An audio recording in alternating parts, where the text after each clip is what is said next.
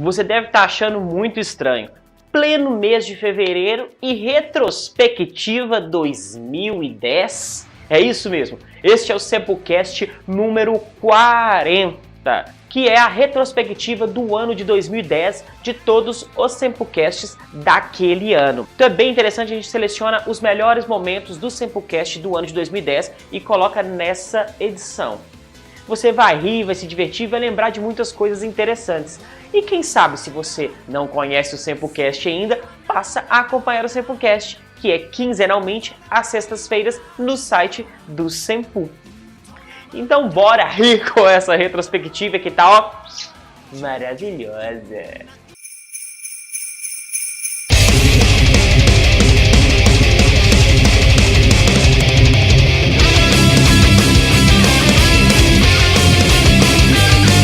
Fala galera, aqui quem tá falando é o Fire e o Mozendia. E a edição 40 do Sempocast, além de ser um número redondo e uma comemoração para todos nós por termos alcançado 40 belas publicações de podcast, também é especial porque é o último antes das festividades de Natal e Ano Novo. Então, como nós do Sempu, resolvemos preparar um podcast de retrospectiva, iguais aqueles programas da Globo, cheio de bombas, choros, comemorações esportivas e tudo mais que tem direito. Só que o nosso flashback vai ter muita risada, personalidades, colaboradores, amigos e temas que marcaram, o ano de 2010. Aliás, um ano muito positivo para nós do Sempu. Participamos de vários eventos, inauguramos nossa sala interativa e fomos premiados em primeiro lugar no prêmio Top Blog. Quem sou eu? É por tudo isso que nós conquistamos e pelas palavras de amizade, apoio, críticas e Rider Kicks, a gente agradece muito a todos os ouvintes.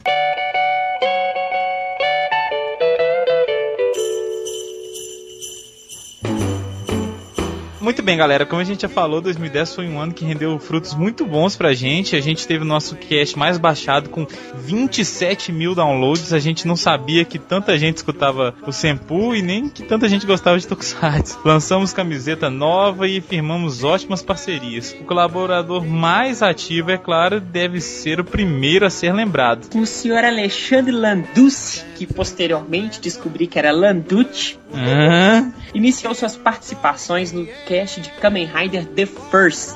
Como especialista de cinema, ele mandou muito bem e tornou-se presença confirmada para falar de diversos e variados assuntos. É verdade, né? Porque com a convivência com a gente ele foi ficando um pouco maluco e rolaram momentos engraçadíssimos. Tem que falar com o sotaque italiano. Tutti la famiglia. Fala aqui. Vou ler o e-mail então com o sotaque da Moca aqui. Tá bom. Bom dia, realmente a cada podcast vocês se supaida. Quero dizer, superaram mais, né? Eu quero esse podcast sob a influência americana, o Tokusatsu, né? E isso pode levar-nos, ainda a pensar em podcast, sobre a influência nipônica, tokusaticiana, e solo Ranger Yankee. O cara fala difícil pra cacete. Vocês estão de parabéns, né, Melo? Matéria com conteúdo e referência topográfica. E gostaria de lembrar que ao garimpar a internet, me lembrar de um outro Spider-Man. Esse gel na Costa Nostra, que beleza, ele deixa o linkzinho aqui do YouTube. Segue o link e nele ainda mais. Não sei se isso foi uma homenagem em 64 ou 68, uma tentativa séria do ponto de vista italiano, ou uma crítica ao povo ítalo-toscano. Seja como for, é engraçado, pelo menos isso me lembrou como o protofilme do Austin Powers. No mais, continue melhorando mais e mais e até atingir a completed forma. Fábio Nascimento. Ei, Fábio Belo, tá aí o texto do nosso pai da máquina. Que maluco! Ai, o Alexandre tá dopado.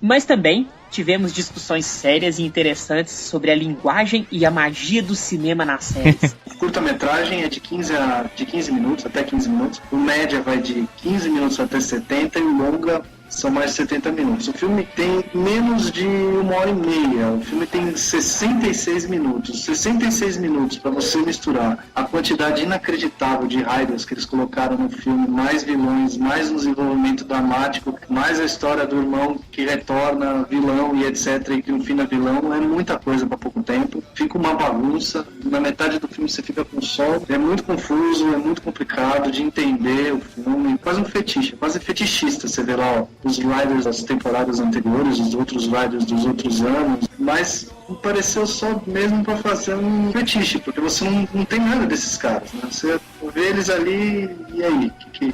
Enfim, eu não gostei, sendo bem sincero com vocês. Outro grande contato e ótima aquisição para o nosso cast foi a participação de outro Alexandre, o Nagado. Nosso papo com ele foi tão interessante, ele tem tanta coisa a dizer que resultaram não só em um, mas 2 casts. Desde criança eu acompanhava os animes e os seriados tokusatsu. Na verdade, na época eu nem sabia dessas denominações, anime, tokusatsu, mangá. Eu via os desenhos na televisão e gostava, pronto. O Speed Racer, Fantomas, a Princesa e o Cavaleiro, Savamu Demolidor. E tinha também os seriados tokusatsu, Ultraman, Ultra Seven, Robô Gigante, Spectreman, Esper. Eu assistia tudo isso, né? Tudo isso aí marcou muito minha infância, né? Como é que dessa coisa de gostar de criança foi virar uma coisa mais profissional? Então, ainda na infância eu comecei a gostar muito de quadrinhos, eu lia de tudo. E isso aí me motivou a querer criar minhas próprias histórias. Em 85 eu fui estudar desenho com o professor Ismael dos Santos, que é meu mestre até hoje, né? E eu comecei a trabalhar na área com 17 anos. Venho trabalhando com desenho, parte editorial e um pouco de publicidade desde essa época, né? Então já são 22 anos de carreira, né? Agora, falando especificamente de texto, né? Comecei a escrever em 90, fazendo roteiro. Era a febre do seriado Jaspion, Changeman e Flashman. E tinha os quadrinhos que saíam pela Ebal, do Jaspion e Changeman. Eu tenho aqui até hoje. O sucesso do Jaspion estava muito grande e o escritório de licenciamento Alien estava levando o Jaspion para a editora Abril. Então estava mudando totalmente a equipe, ia ser uma nova equipe. E aí eu fiz um teste para a revista do Jaspion. Eu bolei uma historinha do Jaspion, escrevi e desenhei.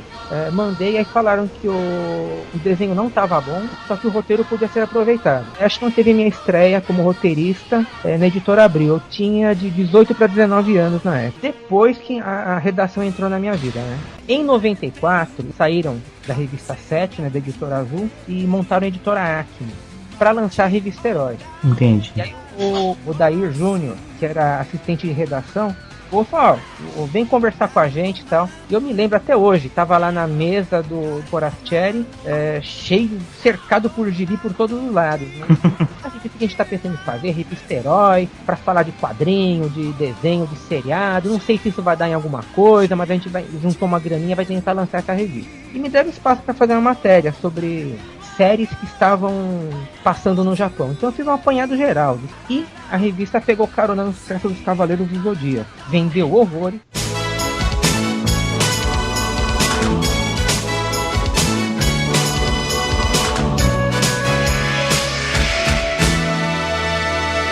E como nós estamos longe de ser especialistas em Ultraman, o Nagado foi mais do que importante para que a edição 34 fosse um sucesso. O Vingadores do Espaço começou a ser exibido cerca de uma semana ou 10 dias antes do primeiro Ultraman. Então pegou o finzinho do Ultra Kill, mas nem foi uma série concorrente. Uma coisa que eu acho interessante, o Ultraman ele tem sequência 100%. Não é que nem outras séries que tentam fazer sequência, não. O Ultra Seven é a sequência certinho do Ultraman, o Jack, o Ace e assim. Não. Quando foi criado, o Ultra Seven era uma série independente. Ele não havia o conceito de família ou irmandade Ultra. Apesar de no último episódio do primeiro Ultraman aparecer os Off, só fica claro que eles têm uma raça de guerreiros espaciais, mais nada. Não faz mais nenhum vínculo. Ultra Seven seria uma série independente e aí no regresso de Ultraman que ficou estabelecida a ideia da família Ultra.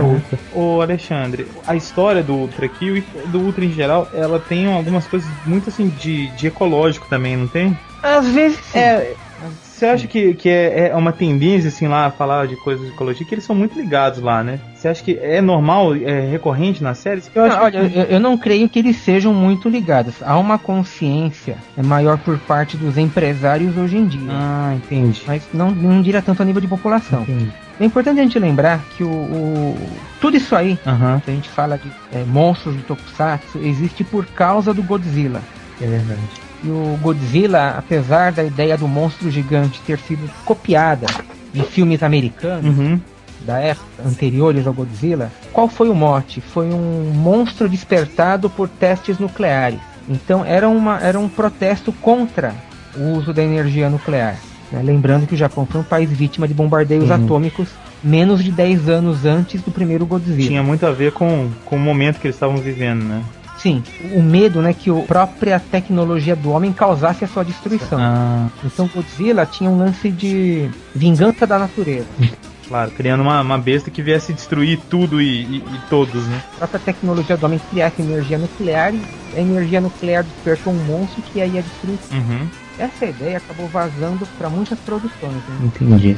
Agora, quanto a uma série que falasse de ecologia, talvez o Spectreman. Spectreman mais que o Ultraman. Não, o Ultraman na verdade não fala sobre... assim, eu digo, fazer alguma referência e tal, né? Sim, é algo bem vago e bem pontual. E Alexandre, como é que foi assim a repercussão do Ultra Kill? Você sabe, na época fez muito sucesso ou as outras séries fizeram mais sucesso? Não, fez sucesso. Eu não sei sobre a audiência. Entendi. Do primeiro Ultraman, eu cheguei a ler que deu em torno de mais de 30% de audiência. Olha só. 30 a 40% de audiência. É uma coisa inimaginável. Dragon Ball Z no auge dava menos de 20%. Pois é. Então você imagina a audiência que o Ultraman teve. Todo mundo assistia. Aí depois veio o Hayata. Não, então, o primeiro Ultraman que deu essa audiência absurda. Entendi. Do Ultra Kill eu nunca li nada comentando sobre a audiência. Bom, e na sequência, assim, de Ultramans, de todos eles, tem algum que é o seu preferido, assim, que você goste mais? O Ultraman Jack. Por quê? Na série O Regresso de Ultraman. Bom, das 3 séries, né, que marcaram a minha infância, essa era a mais super-herói de todas. Entendi. Né? Tinha os temas musicais, tema de ação, era uma coisa assim muito mais dinâmica que as demais séries, né? O lance do herói treinar artes marciais, treinar saltos acrobáticos na forma humana, o relacionamento dos personagens, tudo era muito mais humano, tudo muito mais dramático, também mais trágico. Então você ficava grudado todo aquele drama fazia você grudar na tela, né?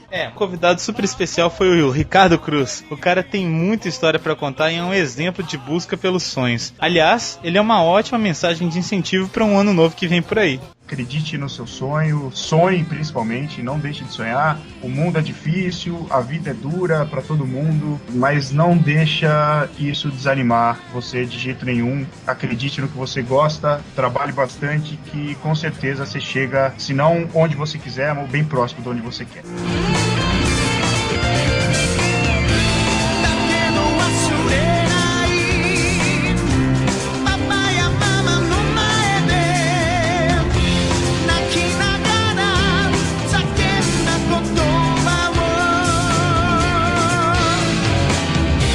Então, Fai, o Ricardo também fez a gente se sentir um pouquinho mais perto da cultura japonesa, que a gente tanto admira e gosta. Então, Ricardo, fala pra gente como é que começou seu interesse por música. Então, cara, por música foi desde quando eu era moleque, eu gostava de música, era muito fã do Michael Jackson, até hoje sou bastante, pena que o cara morreu, tem um dos maiores artistas e blá blá blá blá blá blá. Gostei pelo Michael Jackson mesmo, com 9, 10 anos, aquele negócio me pegou de jeito e tal, e eu passei a gostar muito do Michael Jackson. Paralelo a isso, eu assistia muito anime, na época não era nem anime, era os tokusatsu, né? Então eu assistia Changeman, assistia Flashman, assistia Jiraiya, e tá aí todos na época com a abertura original. Jiraiya não, né? Infelizmente. Mas tocava no meio da série. Então eu ouvi muita música de tokusatsu e virei fã. Eu era nerd, assim, de tokusatsu desde muito cedo, desde 14 anos, 13 anos que eu comecei a frequentar a exibição do grupo Neo Animation. Comecei lá e a gente ficava trocando. Na época não tinha internet, né, cara? Então era muito difícil você conseguir ouvir. Então foi ouvindo Michael Jackson, ouvindo umas bandas que eu gostava lá, Bon Jovi, curtia também e tal. Comecei a gostar de música. E nunca imaginei que fosse um dia cantar com os caras, enfim. A história rolou. Como aconteceu pra você entrar no Jam mesmo? Isso foi uma coincidência muito grande, assim. Em 99, eu fiz intercâmbio pro Japão. Eu morei lá 1 ano, assim, eu era maluco pelo Japão, daí meu pai falou, quer ir pra lá? Então vai, me mandou embora pro Japão. E eu fiz o 3º colegial lá, num colégio comum e tal. E lá no Japão, é muito comum as pessoas frequentarem o karaokê. Desde sempre, é muito barato, muito comum, tem um por esquina, então todo mundo vai. E eu comecei aí, desenvolvi o gosto, peguei gosto por cantar, achei legal, no karaokê tinha todas as músicas de anime, de tokusatsu, eu fiquei maluco, queria ir todo dia, era insuportável no Japão, porque eu queria só ir pro karaokê. Daí eu voltei pro Brasil e logo que eu voltei eu já comecei a trabalhar na editora Conrad, isso foi uma coisa bem próxima mesmo. Trabalhando na Conrad, a gente participava dos eventos da AnimeCon, e na época a AnimeCon era o maior evento que tinha até a chegada do Anime Friends. E nesses anime, com isso eu tô falando de 2001, 2002, assim. Eles me chamavam eu cantava em concurso de karaokê, de anime que eles gostavam muito, me chamavam pra fazer mini shows, mini apresentações. E eu, moleque ainda, devia ter uns 17, 18 anos, adorava aquilo lá, fazia show, me sentia um cantor, assim, sabe?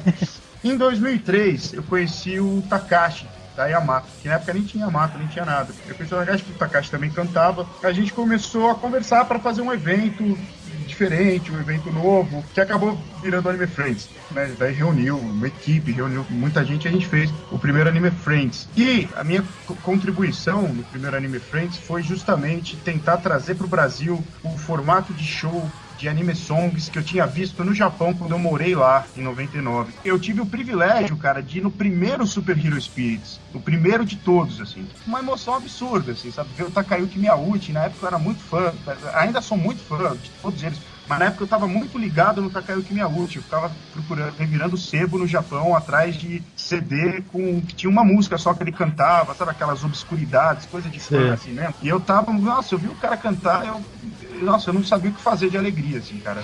Era um negócio que eu não tinha como extravasar, assim, não era suficiente só estar lá. Então eu achei esse formato de show muito interessante, acho que isso, a emoção que eu senti, muita gente no Brasil ia sentir também. Pensando nisso, a gente começou esse trabalho. Então, o Anime Friends rolou em 2003, foi um grande sucesso. Em 2004, lógico, a gente fez uma outra edição, chamamos de novo Hironobu Kageyama, que pode vir sempre, que sempre ele tem mais de 800 músicas gravadas, ele pode vir até morrer, não vai esgotar o repertório. Então, e eles vieram, daí no ano seguinte ele veio de novo, daí trouxe o Masaki Endo, trouxe a Masami Okui e o Eiji Sakamoto. Nessa ocasião, a Masami Okui, ela veio muito gripada do Japão. Durante o ensaio, um dia antes do show, ela não pôde ensaiar, ela preferiu guardar a voz dela. Como eu já vinha fazendo os ensaios com a banda, a gente formou uma banda do Anime Friends pra tocar com os caras e tal, no ensaio eu cantei as músicas da Okui. Falei, passa aí, já aproveita, vamos fazer o repertório na ordem correta do show. Eu cantei, eles viram cantar, eles gostaram, me pediram uma demo pra eu fazer uma demo. Eu nem acreditei, falei, imagina, o Hironobu Kageyama falou, por favor, você poderia fazer uma demo? É meio surreal, assim, né, cara? Ainda mais quando você tem, sei lá, 20 anos, é um moleque. E eu fiquei maluco, eu fiquei com medo, eu não queria fazer a demo, eu fiquei com medo, não vou gostar, não. Mas acabei fazendo, lógico. E nisso eu descobri, que eu não sabia, que estava acontecendo um concurso para eleger um membro novo pro Jump Project, lá no Japão. E quando eu mandei a demo pro Kageyama, ele curtiu bastante. A sua demo tá muito legal, vou colocar você no concurso. Eu falei, que concurso é esse? O concurso pra gente eleger um novo membro do Jump Project. Eu falei, puta, da hora e tal. E o tempo foi passando. Daí, de tempos em tempos, eu recebi um e-mail dele. Cara, você tá entre os 500 finalistas. Pô, da hora. Daí passava mais uns meses, você tá entre os 100. Legal. Passava mais uns meses, você tá entre os 10. Eu falei, pô, peraí, como assim?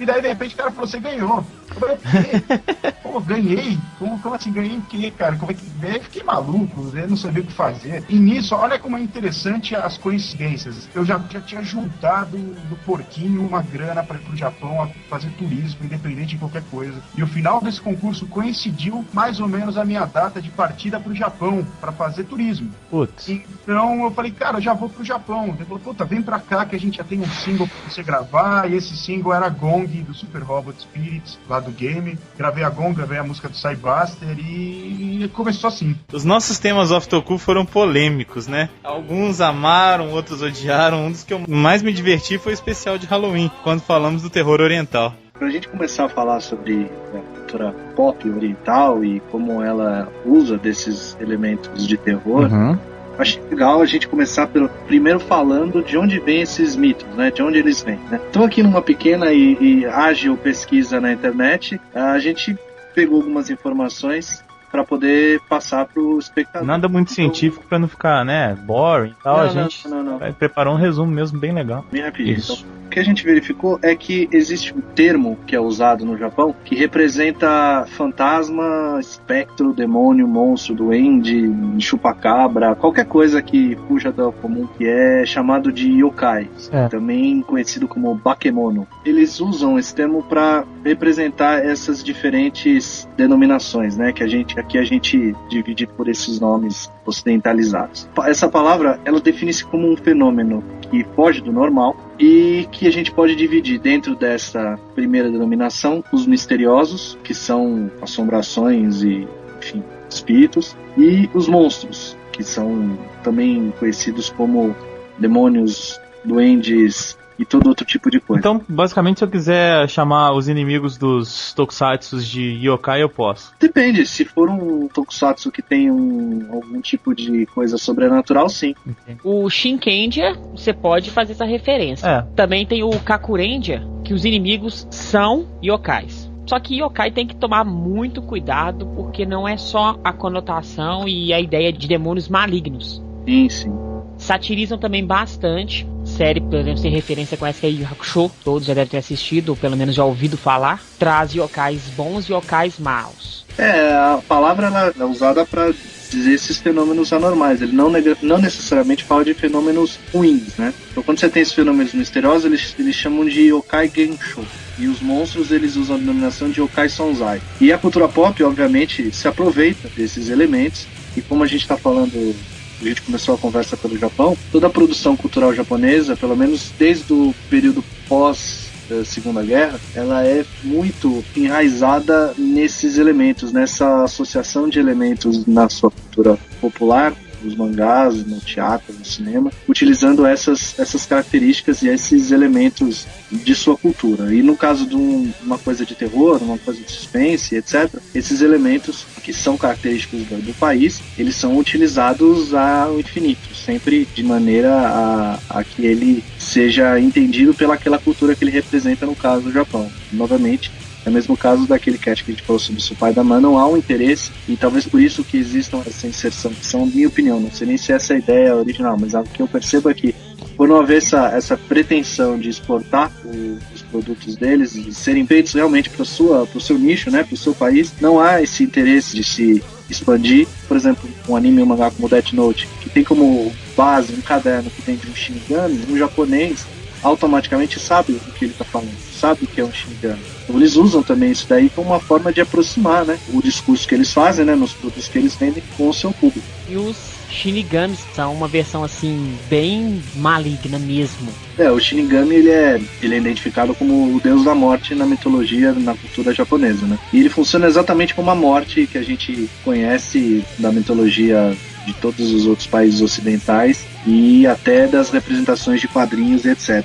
Funciona como alguém que leva a alma de quem morreu para um mundo posterior. Tipo a morte do Cebolinha, da Mônica. Exato. A morte do Cebolinha, quem lembra daquele filme Bill e Ted, mesma coisa. Ou até se você for pensar, o Sétimo Selo, que tem o cara vestido de morte, que joga xadrez, é a mesma representação. Uhum. Shinigami é a representação da morte para o japonês e que é também utilizado em dezenas de milhares de outros lugares, não só no Death Note. Para falar dos filmes japoneses e orientais, a gente tem que citar pelo menos dois mais importantes, né? Pelo menos os mais famosos, né? Que é o Ju-On, que aqui virou o grito, né? Que é da... Ju-On. E o Ringu, que é o chamado. Que também que não tem nada a ver com chamado, né? Que é The Ring, que é... Não sei o que chama aqui chamado. Não tem nada de chamado. Ring é... Professor Luiz, o que é ring? Tradução perfeita do inglês. O que é do inglês para o português, ring quer dizer anel. Vide a famosa série de filmes baseada na obra de J.R.R. Tolkien, Lord of the Rings, O Senhor dos Anéis. A forma The Ring recebeu este nome para este filme pelo motivo da capa ser o poço, e você só enxerga a parte do céu que o poço demonstra, e ali você enxerga um anel. Anel em inglês é ring. O filme se chama The Ring, graças a esta pequena cena, porém significante para todo o filme. Palmas para o Luiz. Obrigado.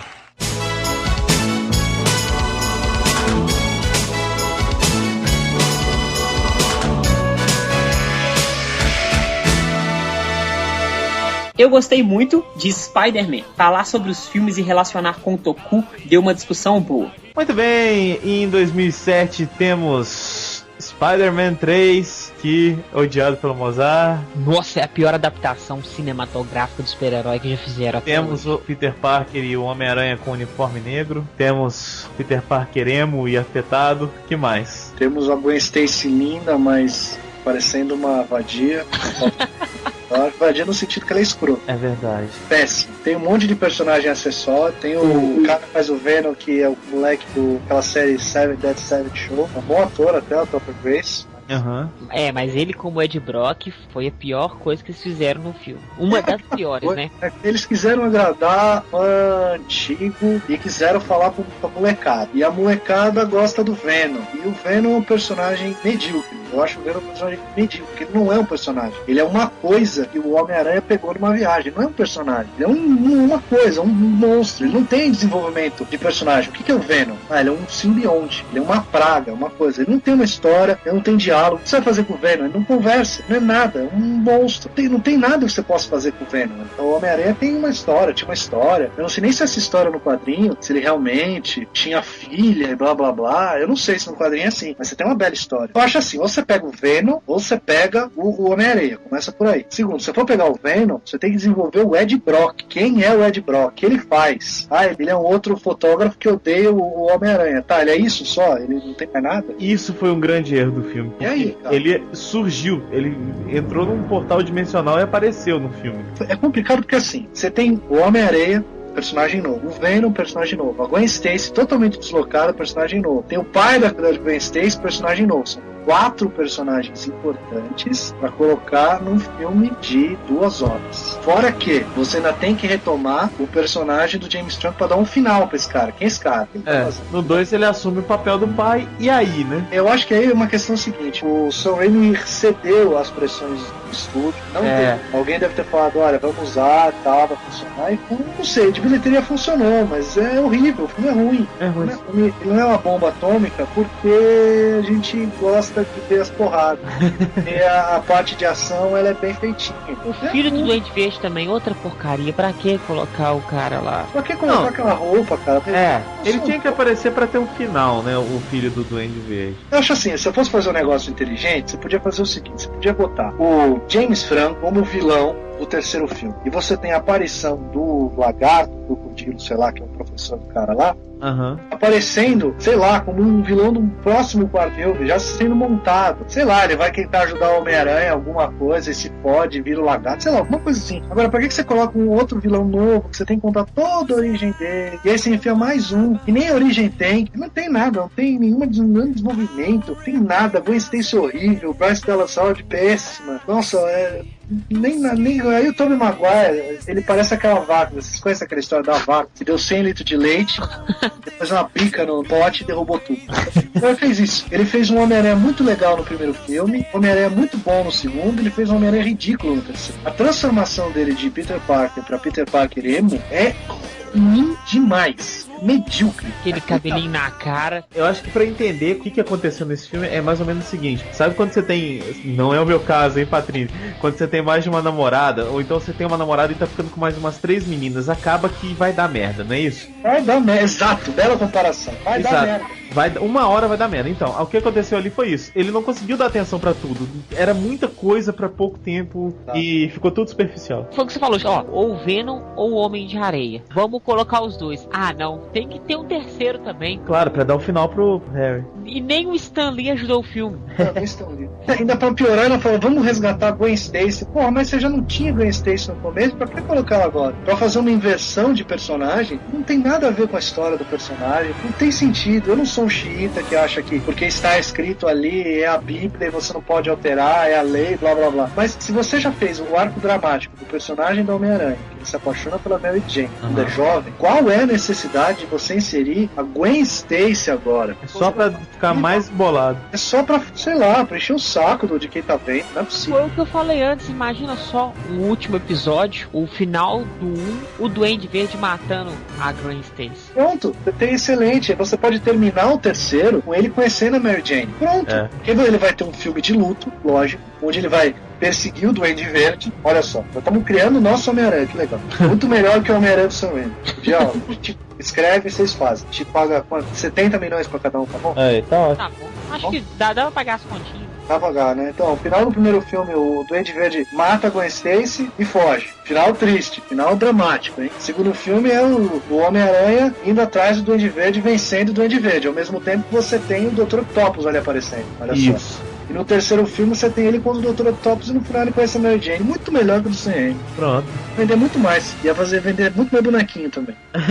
É claro que não poderia ficar de fora a edição mais acessada do Sempocast de todos os tempos, Spider-Man! O que foi feito foi pegar um ícone, um personagem, comprou-se aquele personagem e se adaptou. A Marvel, e aí as pessoas que reclamam da série, desculpa, não tenho o que reclamar, o problema é da Marvel, né? É verdade, isso que eu ia falar. A Marvel vendeu os direitos, cara, faça o que quiser, pois é tudo da lei. Exato, é o que a gente discutiu na primeira parte, né? A gente falou sobre as adaptações ruins de quadrinhos que já aconteceram, que é a mesma coisa. O cara vende, a partir do momento que ele vendeu, desculpa, ele não tem mais o que reclamar. Se ele não tem nenhuma cláusula lá no contrato dele que diz, não, antes de botar isso pro ar eu tenho o direito de ver, vai chorar na cama que é lugar quente. Já era. Então alguém reclamar sobre isso, que é ruim ou bom, tudo bem, eu até entendo. Você tem o seu direito total a discordar e achar que é uma porcaria, ou achar excelente e tudo mais. Agora, o que é absurdo é alguém tirar isso fora de contexto. Não foi uma coisa que os japoneses se aproveitaram, foi uma venda. Se eu tenho algum culpado, entre aspas, sobre a existência desse Goku, a culpada é a Marvel que vendeu. Não são os japoneses que criaram, não é a Toei. Eu acho o seguinte, o Spider-Man japonês, ele acerta num ponto, cara.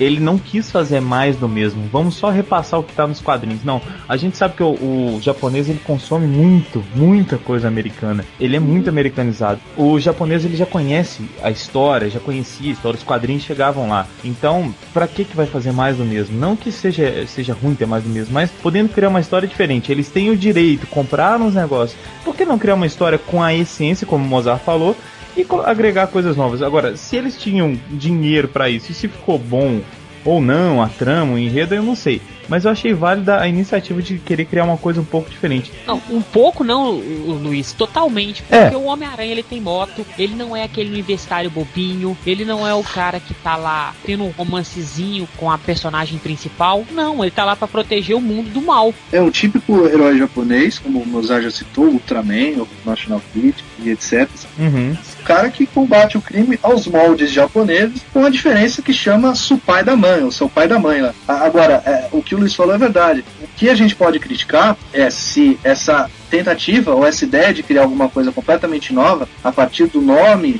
Spider-Man foi bem sucedido ou não. Muitos fãs americanos têm essa resistência brutal à série de TV japonesa porque ela mexe no mito. Quando você pega um mito e desconstrói o mito, quando você tira alguma dessas características e mistura com outras ou transforma isso numa outra coisa, você perde muito da questão de comparação. Então eu não consigo comparar, por exemplo, a série de TV do Homem-Aranha com os filmes do Homem-Aranha ou com os quadrinhos do Homem-Aranha. Eu encaro apenas como um herói japonês de Toku que tem uma roupa igual ao Homem-Aranha. Só isso. Pra mim é uma outra coisa. Pra mim é personagem igual ao Jaspion, ou igual ao Charivan, ou igual ao Spectreman, Ultraman, é um herói japonês. Uhum. Assim como eu não encaro os filmes Crepúsculo como filmes de vampiro. Dá pra você tirar a série japonesa do Homem-Aranha do contexto das adaptações que o Homem-Aranha já teve. Teve em desenho animado, a série de TV americana e os filmes. Então, nesse aspecto, você consegue tirar da comparação. E agora a pergunta que fica é, a qualidade dessas mudanças, tirando o seu Homem-Aranha, vamos analisar então. Em comparação ao Homem-Aranha, o personagem que deu origem a esta a série, ela foi uma adaptação bem feita? Essa é a pergunta que fica. E se, tirando ele, é uma adaptação que se sustenta por si só, com uma outra série japonesa em comparação às outras do período? Eu acho que é isso que a gente tem que analisar, acho que isso é o mais importante. Esquecer um pouco essa coisa de comparar a série japonesa do Homem-Aranha com as outras adaptações do Homem-Aranha. Se você tiver que comparar o Homem-Aranha japonês com algum outro Homem-Aranha, eu acho que a devida comparação é com o Amazing Spider-Man de 78. Por quê? Foi na mesma época. E eles se aproximam muito mais. E isso só vai comparar a roupa. Não tem mais nada que comparar. É só o figurino. O figurino é o mesmo. Outra polêmica foi a discussão que fizemos do filme Avatar, adaptação de live action do anime de mesmo nome. Alexandre Landucci, você falou que você ia detonar o filme. Sim. Detona aí, pra Thaís defender depois. Eu não gostei do filme, mas um dos poucos filmes que eu vendo 10 minutos dele, eu já percebi que eu não ia gostar. Ele tem, nesses primeiros 10 minutos, começa muito confuso. Ele não coloca o espectador que não é conhecedor da história dentro dela.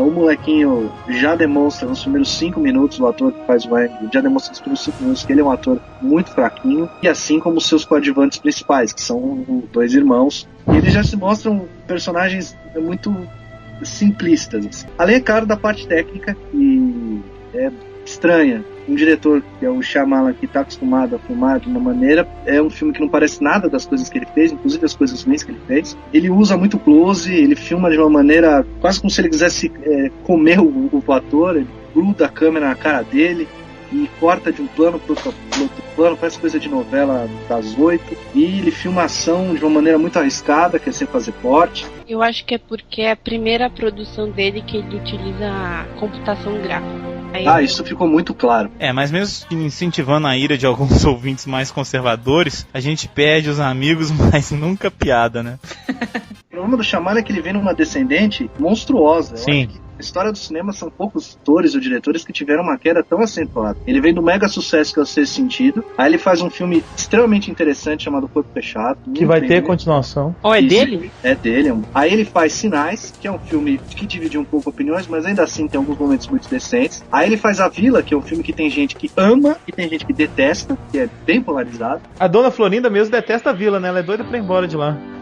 Desliga ele do cast.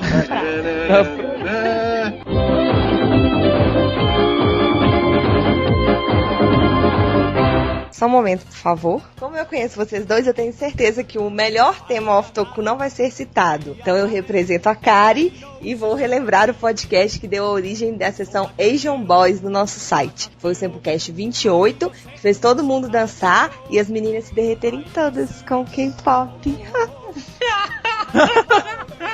Cara, o que é K-pop, velho? Então, K-pop é o jeito que o pessoal usa pra tratar pop coreano. Que nem eles falam J-pop, tem o K-pop. Obrigado. Esse foi o nosso cast. Tenham todos...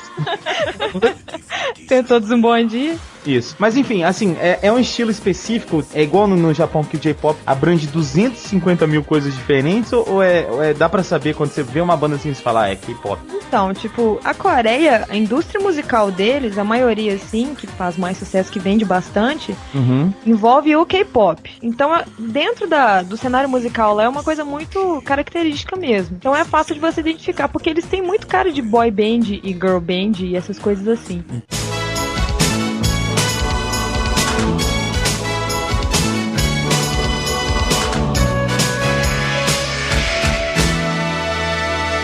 Tá bom.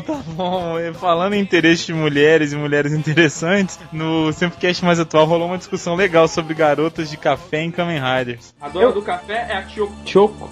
A Kyoko-san, ela é mais inteligente que todos os outros donos de café de todas as outras séries de Kamen Rider. Que ela faz aquilo que todo mundo deveria fazer. Cada dia, cada arco é um tema diferente. Porque o café dela é um café de viajante. Ela sonha em viajar, mas ela não consegue. Por isso que ela visageia assim o Ed, porque é uma referência pra ela. Ela não consegue ser livre que nem o Ed. Então, no Cuscussier, ela faz cada dia, digamos assim, um tema especial de um país diferente. Cada dia ela tem uma fantasia diferente. Ela é mais espertinha que as outras.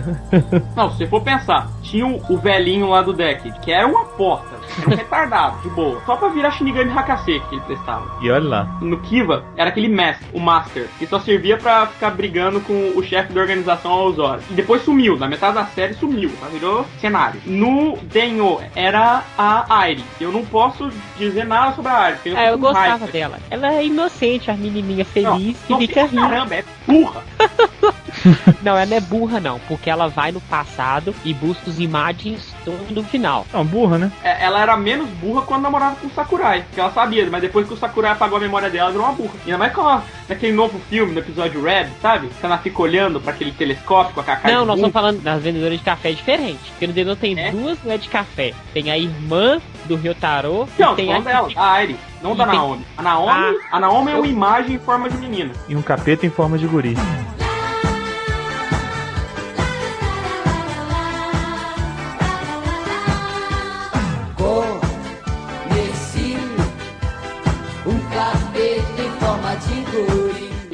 Ela é uma imagem? Não, ela não é imagem, eu tô falando. Ela tá. parece a versão feminina do Ryutaro. Realmente, a irmã do Ryotaro, ela é retardada mesmo. Por que todos os nossos casts de Kamen Riders acabam em Denô? Porque Denô é apenas um Rider bonito. É que acabou, meu filho. Denô é uma franquia à parte, velho. Você não entendeu até hoje. Então não é franquia de Kamen Rider. Denô, a gente sempre volta pra Denô porque Denô não acabou ainda. Ainda tá acontecendo, né? Pronto, agora que a gente agradou as meninas e os meninos, podemos voltar a falar de filmes. E como uma apaixonada pelo Kamen Rider W, eu lembro que a gente falou do filme que teve uma parte do Double e uma parte do Decade. Verdade, essa foi outra polêmica, né? Algumas pessoas gostaram dos dois, outras de nenhum. E ainda tiveram aqueles que, como os participantes, gostaram mais da parte do W. Então vamos relembrar um pouquinho de cada coisa. O início do filme continua a guerra, né? Reprisa a guerra do primeiro episódio e começa com o Sky Rider voando e o Decade já caçando ele. Eu achei esse início fabuloso. Filme do Double, o início, Begins Night, o início, ele é como se fosse um episódio normal. Um parêntese, parece um episódio de Natal, é pior ainda. Especialzinho. O filme então ele parece ser um episódio normal, até a aparição do Skull, o Dopan. É a memory. Isso é a demonstração do cara só pra falar que ele foi no Japão, viu, pessoal?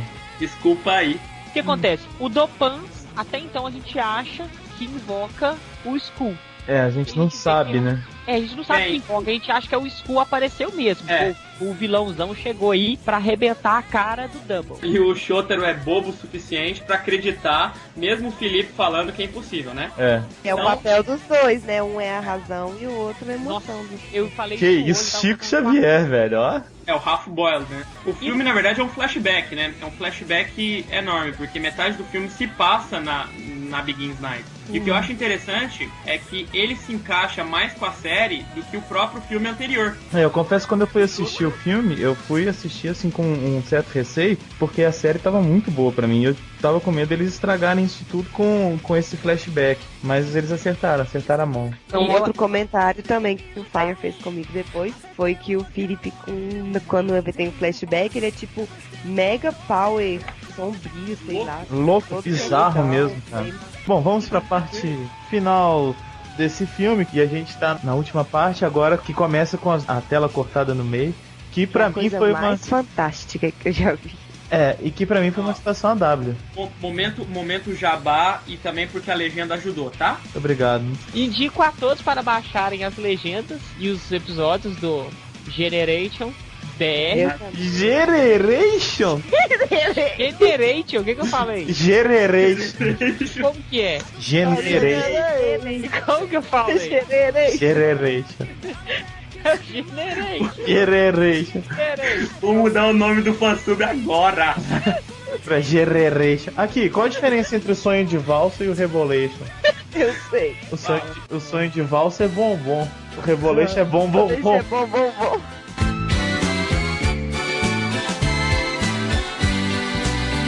Ai. Vai, continua aí. Então vamos lá. No início vem a tela cortada, né? Então ele mostra o que tá acontecendo com o W e o que tá acontecendo com o Decade. Isso. Erro de continuidade no Decade, tá? Erro de continuidade do Decade, porque ele não está mais na Complete Form, os Heisei Riders sumiram. Isso que eu falo agora. O Thunder falou agora igual o Arnaldo César foi. Erro de continuidade.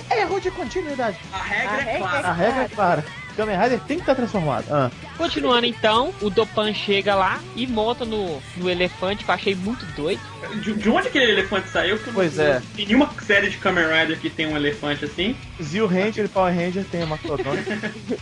Eu achei... O Ranger também tem. O Ranger também tem. Eu fiz a seguinte ligação. Aquela nave que aparece no final do Decade é a nave da Crysis. E ela tá mais evoluída. E a Crysis é meio cibernética. O que eu entendi? Que esse elefante é a criação da Crysis. Pode ser. Bom, aí eles chegam lá, assim, eu sou suspeito, mas cena de moto voando e explodindo é o máximo pra mim, cara. Então aí aparecem os dois com as duas motos voando lá e a explosão atrás, aquilo ali pra mim já ganhou o filme. Mas aí eu tiro até um dos erros de continuidade dos Heisei Riders, cara. Eles estavam todos a pé de quem tá de moto. Então, de quem já tava num pau lá na frente. Longe, Os caras tá correndo lá atrás. Eles tiveram que usar o atalho do portal pra chegar a tempo, né? É verdade. Não, mas antes disso, antes dos Riders aparecer, o Felipe fala com o Shotaro pra assim, vamos tentar controlar aquele monstro. Antes eles se encontram. Foi legal o encontro dos dois. Os dois se reconhecem. Verdade. Que é uma citação ao Riders, não é? Também, é. Aí os Race Riders aparecem. Enquanto ele tá controlando o elefante, eles estão em Final Form Ride lá, tentando bater na máquina. A Patrine falou que foi legal também quando o W foi se apresentar lá, ele falou eu, aí ele corrigiu, não, nós. Isso é legal, essa coisa. Durante a série o Shotaro corrige, porque ele vai falar eu sou Kamen Rider, ele fala nós somos Kamen Rider. E aí quando tá sincronizado os dois, o Dikeido fala eu sou e ele fala nós somos. Eu achei legal. Ô Thunder, o que quer dizer Orewa? Orewa quer dizer eu sou. Aí, Ana. Viu? Não, eu te falei que eu tinha descoberto. E Oretati é uma contração pra vários, né? Então, Oretati é como nós. Eu vou falar que eu gelei fora quando eles começaram a se encontrar. Ele deu aqueles olhadas assim, ficou um segundo um encarando o outro, cara, sem falar nada. Que eu falei, os caras vão perguntar um quem é o outro e vão cagar no filme dos Riders, cara, do All Riders. É. Você é o Dikeido. Isso! Voltando à minha paixão pelo W, que será muito falado nesse podcast, vamos ouvir um pouquinho do que a gente discutiu sobre essa série fantástica, que foi um grande presente para todos os fãs de Tokusatsu em 2010. E aí, eu quero ouvir a opinião de cada um de vocês. Começou uma série interessante, ficou muito fraca, depois ficou horroroso, melhorou. Quando teve a aparição do Axel, a série deu aquela levantada boa e foi melhorando a cada episódio, e no final foi perfeito, um dos melhores Heisei Riders. Ah, velho, sensacional. O final foi espetacular e eu quase não me lembro das partes ruins da série. Olha, eu acho o seguinte, ele começou bem, eu acho que não teve filler nenhum, tirando o 1 e o 2, e os 3 finais da série, que é o 49, o 48 e o 46, fez com que o Kamen Rider Double seja o meu favorito. Eu também achei isso, cara. Eu achei que, assim, foi inovador com esse lance dos dois serem Kamen Rider, dessas memórias, enfim, foi uma série que surpreendeu em vários sentidos. Tem atores muito carismáticos, atrizes também bem legais. O final do Terror eu achei sensacional, cara, porque foi assim, o Terror morreu, né? Beleza, e aí? Tem mais episódio, e agora, né, velho? Eu achei sensacional ter esse, vamos dizer, esse adiantamento, finais, né? Exatamente, esses 3 finais. Quando eu vi a aparição do rapazinho lá da Fundação X, eu falei, esse daí deve ser, ou é o vilão do filme, ou então é o vilão mesmo. Que tá por trás de tudo. O pior que a gente, depois do final do Utopia, é impressionante que você vê que o Jun, ele não era nada, ele é quase nada na Fundação X. Tem uma coisa muito, muito maior ali por trás dele. E isso vai continuar em Ouse, provavelmente mais pra frente.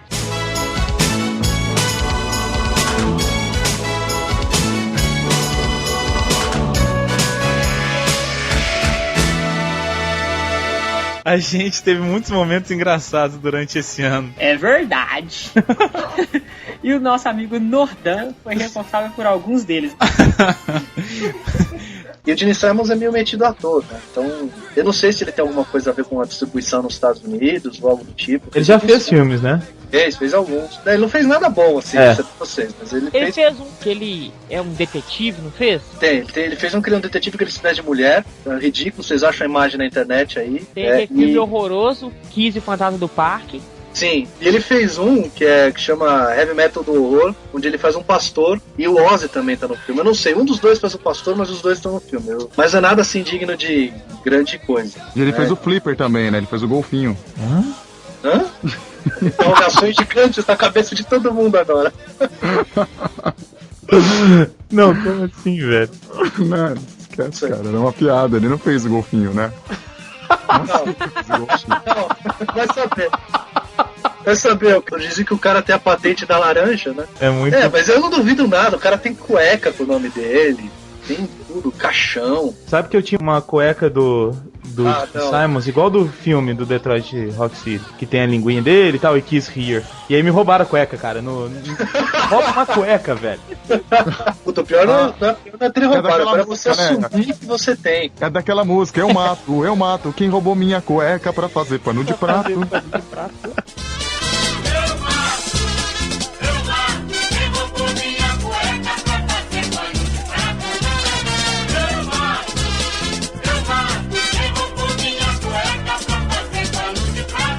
Vocês tiveram muito impacto quando vocês viram o Philip pela primeira vez?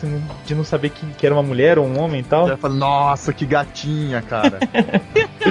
A hora que ele começa a falar, você, puta, eu sabia. Peraí, tem alguma coisa errada, né? Vocês viram o episódio que ele se veste de Wakanda? Vi, velho. Ele é bem estranho. No teatro? Olha, Nordan, esse ele episódio... Se veste de... É isso mesmo, esse episódio ele é mais pra mulher, frente. Ué, mas ele já não se veste de mulher? Não, cara, mas ele veste mulher mesmo. Saia e aí é batom. Cara, fica igual uma mulher. Confesso que eu acho o cabelo dele maneiro. Ele é um personagem de videogame, sério. Ele parece que saiu do Final Fantasy, assim. Ele é estiloso, ele é... Eu acho que o cara tem que ser muito macho pra usar um visual daquele, né? Tem que ser desligado. Né? Tem que estar muito seguro de si. Exatamente. Pô, quem nunca usou o sutiã e a calcinha da irmã e ficou se olhando no espelho, né, gente? Pô, quem nunca usou o sutiã e a calcinha da irmã e ficou se olhando no espelho, né, gente? Pô, quem nunca usou o sutiã e a calcinha... Você deve estar achando muito estranho. Pleno mês de fevereiro e retrospectiva 2010? É isso mesmo. Este é o Samplecast número 40, que é a retrospectiva do ano de 2010 de todos os Samplecasts daquele ano. Então é bem interessante, a gente seleciona os melhores momentos do Samplecast do ano de 2010 e coloca nessa edição. Você vai rir, vai se divertir, vai lembrar de muitas coisas interessantes. E quem sabe, se você não conhece o Samplecast ainda, passa a acompanhar o Samplecast, que é quinzenalmente às sextas-feiras no site do Sample. Então bora rir com essa retrospectiva que tá, ó, maravilhosa.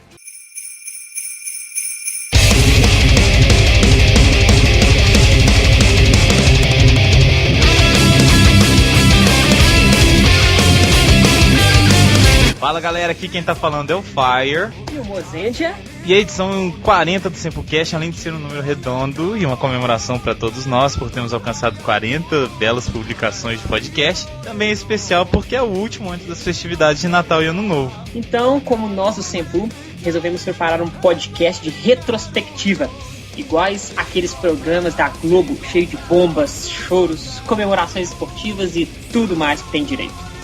Só que o nosso flashback vai ter muita risada, personalidades, colaboradores, amigos e temas que marcaram, né, o ano de 2010. Aliás, um ano muito positivo para nós do Sample.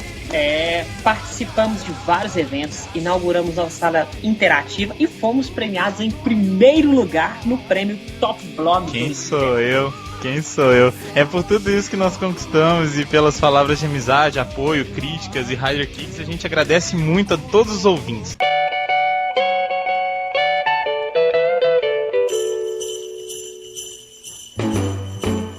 Muito bem, galera, como a gente já falou, 2010 foi um ano que rendeu frutos muito bons pra gente. A gente teve o nosso cast mais baixado com 27 mil downloads. A gente não sabia que tanta gente escutava o Sample e nem que tanta gente gostava de Tokusatsu. Lançamos camiseta nova e firmamos ótimas parcerias. O colaborador mais ativo, é claro, deve ser o primeiro a ser lembrado. O senhor Alexandre Landucci, que posteriormente descobri que era Landucci, iniciou suas participações no cast de Kamen Rider The First.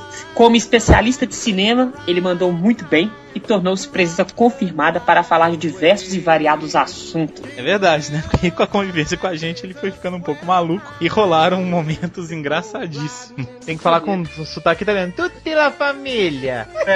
Fala aqui. Vou ler o e-mail então com o sotaque da Moca aqui. Tá bom. Bom dia, realmente a cada podcast vocês se supaida. Quero dizer, superaram mais, né? Esse podcast sob a influência americana, o Tokusatsu, né? E isso pode levar-nos, né? Ainda a pensar em podcast, né? Sobre a influência nipônica, tokusaticiana, né? E Solo Ranger Yankee. O cara fala difícil pra cacete.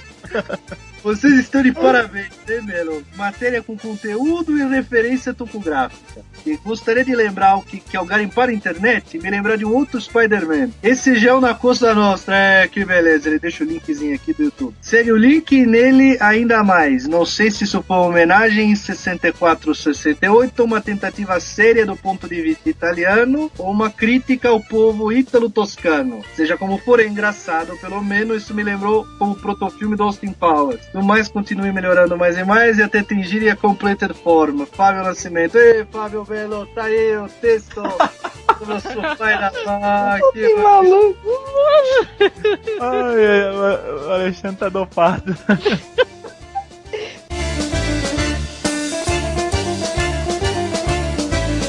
Mas também tivemos discussões sérias e interessantes sobre a linguagem e a magia do cinema nas séries. Curta-metragem é de 15 minutos, até 15 minutos. O média vai de 15 minutos até 70 e o longa são mais de 70 minutos. O filme tem menos de 1h30. O filme tem 66 minutos. 66 minutos para você misturar a quantidade inacreditável de Raiders que eles colocaram no filme, mais vilões, mais um desenvolvimento dramático, mais a história do irmão que retorna vilão e etc. E que no fim é vilão. É muita coisa para pouco tempo. Fica uma bagunça. Na metade do filme você fica com sol. É muito confuso, é muito complicado de entender o filme. Quase um fetiche, quase fetichista. Você vê lá, ó, os Riders das temporadas anteriores, os outros Riders dos outros anos, mas pareceu só mesmo para fazer um fetiche, porque você não tem nada desses caras, né? Você vê eles ali e aí, né?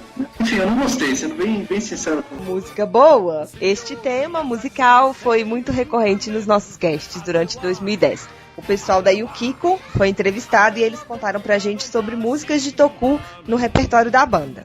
Os instrumentais de Tokusatsu são muito legais, pelo menos a maioria deles, eles animam o pessoal. Verdade. Tem uma batida bacana. Uma coisa que eu não sei quem falou, acho que foi o Nordano, aquele outro Tempcast, ele falou assim que o legal do Tokusatsu é a variedade de estilos musicais que tem, né? Ele comentou que, por exemplo, Kushida mistura muito salsa, você pega bandas antigas, bandas novas, que todas são diferentes. Igual eu falei, o J-Rock tem evoluído bastante e também tem absorvido todos os estilos musicais em geral, assim, não só nos Tokusatsu, mas em todas as linhas do J-Rock, do J-Pop. Nisso o Tokusatsu também acompanha. Eu tenho uma pergunta agora pra fazer para os dois. Qual que é a sensação que vocês tiveram? Vocês são a única banda de Belo Horizonte que tocaram uma música de Tokusong nova, recente. Qual foi a sensação ao tocar lá e não ver o público todo cantando junto, como é tocando, por exemplo, o jazz? Qual que é a sensação? Bom, eu sinceramente, igual eu tinha falado antes, eu achei que a receptividade do público foi sempre ótima. Assim, mesmo o povo sem cantar, o povo curtiu a música em si. Então a sensação é sempre boa de tocar. A Live Alive é sempre legal, porque é uma música ótima, na verdade. E no cast Off Toku sobre Detroit Metal City, que eu não concordo que seja Off Toku, é claro que rolou um papo bacana sobre música e rock and roll. Tem muito samba, muito choro e rock and roll. Queria ver uma pessoa que é realmente fã de death metal, black metal, o que eles acharam da série, porque é uma sátira gigante, né? Porque as bandas de black metal, elas têm uma cultura própria, né? Apesar de eu não ser, né, não ser a minha linha, eu percebo que eles têm uma linha própria, tem uma filosofia própria, né? E o DMC não tem, né? Uma coisa bem escrachada, bem levada ao extremo mesmo da sujeira e da agressividade, né? As letras não tem uma mensagem, né? E eu acho que o principal nas bandas de black metal é o que eles acreditam no que eles estão falando ali, né? E no DMC, eles só fazem uns personagens, então acho que, como diz o pessoal, é o traidor do movimento, né? Se fosse na vida real. Eu acho que a sátira é exatamente essa, né? Exatamente. A sátira é exatamente essa. Tipo, quantos desses caras que realmente pregam isso tudo que eles estão cantando realmente acreditam? Não sei se é totalmente contrário à realidade o que rola no DMC. Eles levam para um extremo que não rola na nossa realidade, né? Isso que eu ia falar, uma realidade exagerada, né? Porque muitas vezes o fã se sente enganado e traído, é que de repente você encontrar um cara desse sem as maquiagens, andando na rua, e você acha que o cara é um traidor, porque enfim, ele não tá usando preto. Eu acho que isso é um pouco também o retrato do que é a adolescência, né, cara? Assim, quando você sai da sua juventude, você vai pra adolescência, essa coisa dos extremos é comum, né? Do bem e do mal. Você tem que adotar uma série de rituais, uma série de atitudes e tudo que acaba fazendo a gente pouco fazer esse tipo de coisa, né? De querer chocar também, né? De querer mostrar revolta. Adolescente gosta disso. Eu mesmo, uma época cismei que eu era black metal ou um pouco de gótico, não sei o que. Aí andava de preto, um negócio E eu deixava de escutar muitas músicas que eu gostava só porque não era desse estilo. Deixava mesmo. Aí o que eu fazia? Chegava em casa, via se não tinha ninguém, meu amigo não tava perto, colocava lá, dava play, não sei o que, escutava e desligava rapidinho, sabe? É uma bobeira, né, gente? Não sei se vocês tiveram, mas acho que todo mundo tem na fase de adolescência, principalmente quando você começa a ficar mais machinho, e geralmente, como todo mundo aqui mais ou menos gosta do mesmo estilo musical e etc, tem mais ou menos a mesma coisa, a gente acaba renegando aquilo que a gente gostava quando era menor.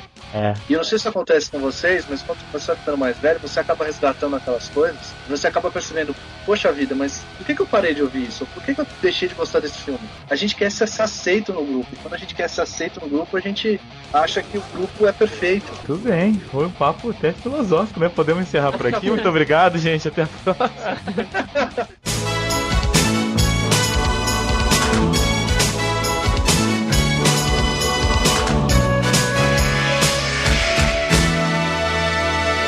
Para fechar uma retrospectiva, nada mais justo que uma homenagem ao grande vencedor da nossa premiação anual. Isso mesmo, Kamen Rider Decade foi a série que mais ganhou prêmios no nosso Oscar, de acordo com a opinião dos nossos ouvintes. E põe prêmio nisso. O nosso melhor ator protagonista é Inoue Masahiro, intérprete do Kamen Rider de passagem, Decade.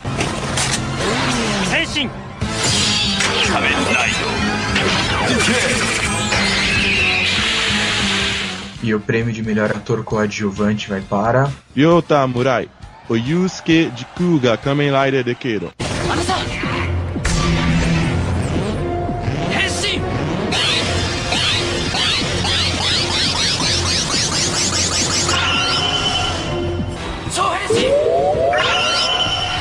A nossa escolhida como melhor atriz é a belíssima e talentosa Morikana, a Natsumi que sempre acompanha o Decade. Kibara.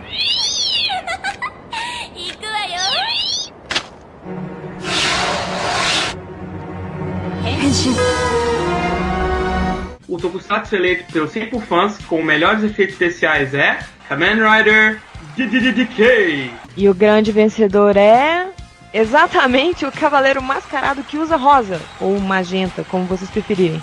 Kamen Rider Decade. E o Oscar de melhor trilha sonora dos anos de 2009 e 2010 vai para Kamen Rider Decade. E a melhor série de Tokusatsu é Kamen Rider Decade.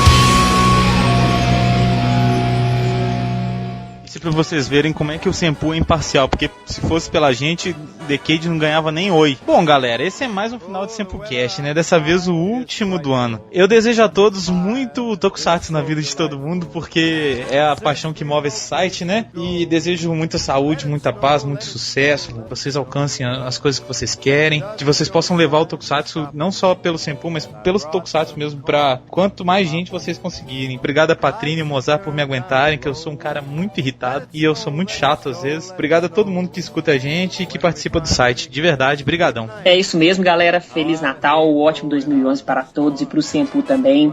Eu estava escutando recentemente o SempuCast 21, que foi o de Natal, e todo mundo mandava mensagens pra gente desejando um 2010 repleto de conquistas, e a gente teve muitas conquistas em 2010. Espero que 2011 seja melhor. Feliz 2011 a todos e que seja ótimo. Muito bem, gente. Então, que realmente o ano que vem seja um ano de mais conquista para todos. A Trini vai chorar. Pra gente, pra vocês também. Eu não vou chorar, mas foi como a hora que o Luiz me ligou pra me falar que a gente tinha ganhado o prêmio Top Blogs. Eu não tenho nem palavras assim pra falar com as pessoas. A gente expande as nossas amizades, a gente expande os nossos horizontes. Obrigada, a gente espera estar aí em mais eventos esse ano, divulgando mais o Tokusatsu, atualizando sempre o site pra vocês, com notícias, com tudo de novo. Podcast que eu espero que cada vez melhore mais, mesmo às vezes ficando meio apertada pra editar, a gente vai tentando e vai fazendo tudo. E pra finalizar,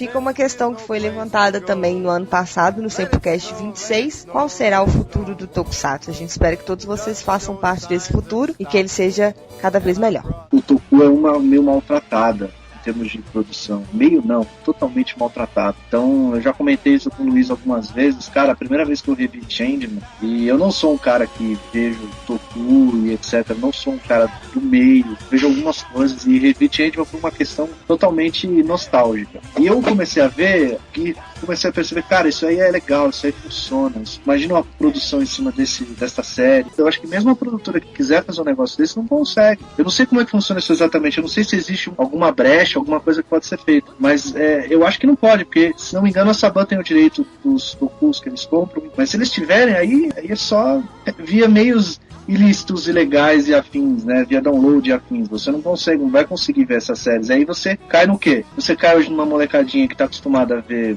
Ben 10 e outras séries e não consegue se ligar nesse tipo de série que a gente assistia quando a gente era menor. Agora, uma molecadinha hoje, eu acho muito difícil ela gostar, por exemplo, pegar uma série mais antiga de Toku e curtir, falar, nossa, que legal. Porque ela vai se ligar no visual. Porque a gente, quando era pequeno, o máximo que a gente via era isso. Não é? O melhor que a gente via tecnicamente era aquilo. Não tinha coisa muito melhor na TV. Cinema sim, mas poxa vida, na TV o melhor que a gente via era aquilo. Então, pra gente aquilo era o máximo. Hoje em dia uma criança vê um Toku mais antigo, ela tem uma dificuldade pra aceitar aquilo. Por quê? Porque você não teve a renovação. Porque hoje em dia a criança consegue se ligar mais na briga da pedreira, não consegue mais se ligar no monstro gigante que pisoteia o mesmo cenário, no vilão que grita não te perdoo, sabe? É que é coisas que pra gente funcionam. Pra gente, no Leão de Pelúcia, sabe? Eles não conseguem se ligar nisso. Porque assimilar isso. Né? Se a gente tivesse essa renovação das séries, eu acho que hoje em dia, esse tipo de série já teria tido o seu nicho, já teria encontrado um público maior do que ele tem hoje. É uma visão de uma pessoa que vem totalmente fora. Como é que funcionam os eventos de Toku? São mais as pessoas da nossa idade, mais ou menos, na faixa dos 20 até os 30 e poucos anos, ou você vê muita molecada vendo esses Tokus mais velho. É isso que eu ia comentar agora. Porque olha só, na sala você vê que só o pessoal mais velho mesmo. Raramente uma pessoa mais nova. Só que uma coisa, o evento que o Senpu foi, o Anime Betim, não foi um dos melhores eventos que o Senpu foi, não. Mas teve uma coisa que me chamou muito a atenção lá, que foi a penúltima exibição, Kamen Rider W. E tinha um pessoal assistindo, um pessoal mais velho também assistindo, e tinha um menino lá, um menino de mais ou menos uns 13 anos. E o garoto tava lá compenetrado, assistindo a série, não piscava, e no final ele chegou perto de mim e falou assim, aqui, onde que eu consigo essa série? Eu falei assim, essa série é só baixando, porque tá legendando, ela tá passando ainda. Passei o endereço do Senpu pra ele poder se informar melhor ali. Eu consigo essa série dublada? Pois então, infelizmente você não consegue, porque essa série não vem pro Brasil, só legendando. Nó, que pena!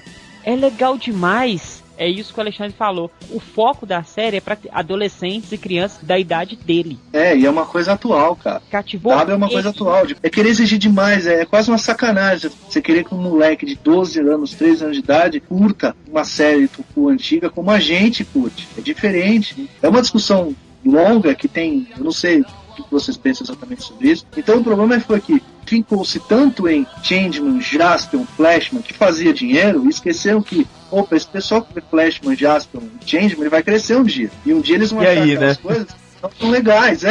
Você precisa de uma renovação, você precisa de mais coisa. Realmente, uma coisa que o Gil fala, o fã de Tokusatsu no Japão, ele se renovou. E o fã de Tokusatsu no Brasil, infelizmente, acabou envelhecendo. Agora, nas salas, eu vou te dar um exemplo das salas, pelo menos aqui no Rio a gente faz. Muita gente nova, principalmente o fã de anime, ele sabe que é o Tokusatsu, mas ele não curte coisa nova, entendeu? Porque ele gosta realmente do anime. Ele curte o anime porque sempre tem um amiguinho que fala com ele, Tokusatsu é ruim. Não é que ele tem... a opinião própria, né? A opinião própria. Ou até mesmo porque não chegou a informação pra ele. Ele não conheceu o Tokusatsu, entendeu? Luiz, você vê isso direto na sala de exibição. Vem um grupo, passa na porta, vê o que tá passando. Entra, fica. O cara tá gostando da série. Você olha no rosto dele que tá gostando. Só que os amigos, vambora só. O cara acaba, fala assim, vou com a galera porque eu vou ficar aqui sozinho assistindo. Ou então, pior, ele entra, assiste, gosta, os colegas começam a zoar ele, vai ficar assistindo Power Ranger, velho. E vai. E o cara sabe que é Tokusatsu. É verdade. Beijo. Tchau. Natal. Ho, ho, ho, ho. Papai Noel. Jingle bell, jingle bell, jingle bell rock. Tchau. Miau.